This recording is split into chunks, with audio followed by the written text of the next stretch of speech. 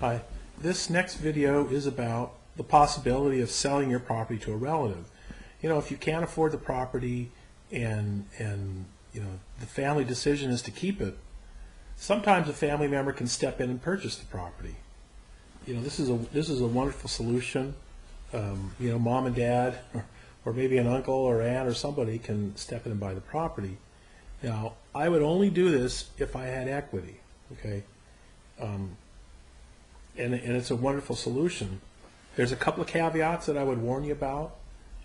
One caveat is that if the person you're selling the house to is not a parent or a child, and this is in the state of California, if that person buying the property is not your parent or your child, the property taxes will be reassessed upon the transfer. So if it's an uncle or a grandparent, I think a grandparent, or you know, second cousin, whatever, that property will be reassessed at the current market value. Now, if you bought high and you're selling low, go for it. That's the way to do it. Get your property taxes reduced. But now, I came across a situation a few years ago. The people paid about $100,000 or less for their house, and I guess they weren't very good at managing their money. Over a period of years, they had done several refis, they pulled out cash, and they kept taking their equity out through loans, and they owed several $100,000 after a while. But what kept happening was that the property taxes had been reassessed at $400,000. So if your property taxes on a $400,000 house, they're 1% tax plus the assessments, which is usually about another 1/4%.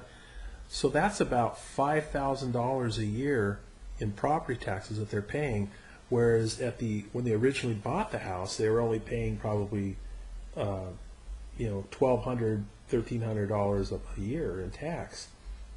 So that's a real big difference in the tax, and the consequence of that, you know, part of it is inflationary. It goes up 2% a year, but that's not very much growth. The real reason why their taxes were so high was because they kept transferring the house among family members in order to avoid losing it.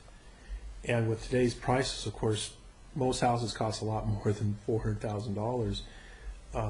You know, it could be a very significant consequence of doing it that way. The other thing about transferring property to a family member,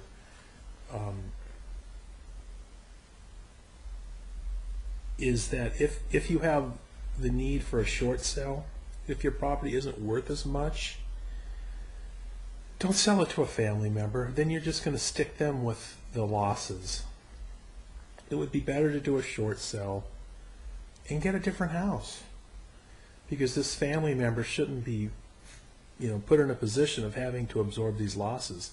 I'm seeing that in a lot of parts of the state, values have fallen, you know, 35–40%, and you know, really, with the economy like it is, you can probably just go get the same house or a better house for less money than what you paid for your original house. So, you know, so don't do that to yourselves, and don't do it to a family member.